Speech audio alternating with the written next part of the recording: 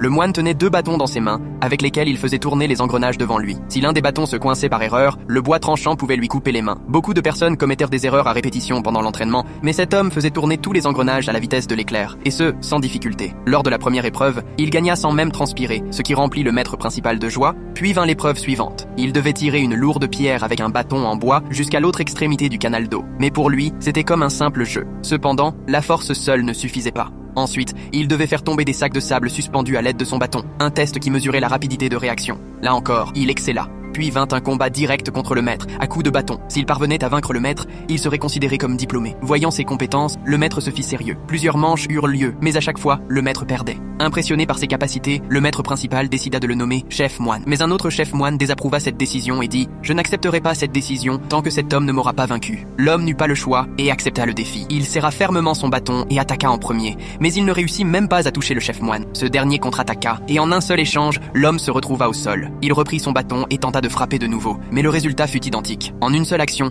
le chef moine lui arracha son bâton des mains. Il dut accepter sa défaite. Pour le vaincre, l'homme commença un entraînement intensif avec un bâton sain. En s'exerçant, il ne cessait de réfléchir à un moyen de contrer les mouvements du chef moine. Le lendemain, il revint le défier, mais toutes ses stratégies furent inutiles. Le chef moine le surprenait à chaque fois. Il dut encore accepter la défaite. Frustré et en colère, il se rendit dans une forêt de bambous. Alors qu'il réfléchissait, il coupa par erreur un bambou, se mit à tourner et à le frapper. Il en coupa un autre, puis en assembla 3, et à ce moment-là, une nouvelle idée germa dans son esprit. Le lendemain matin, il revint pour un nouveau défi. Dès le début, il avait l'avantage. Il bloquait facilement chaque attaque du chef moine. Puis, lorsqu'il frappa avec son nouveau bâton en bambou, le chef moine eut du mal à se défendre. Finalement, il trouva l'ouverture et fit tomber l'arme de son adversaire. Quand celui-ci se pencha pour la ramasser, l'homme le maîtrisa immédiatement. Cette fois, le chef moine reconnut sa défaite et accepta la décision du maître principal. Depuis ce jour, cet homme devint le chef du temple Shaolin.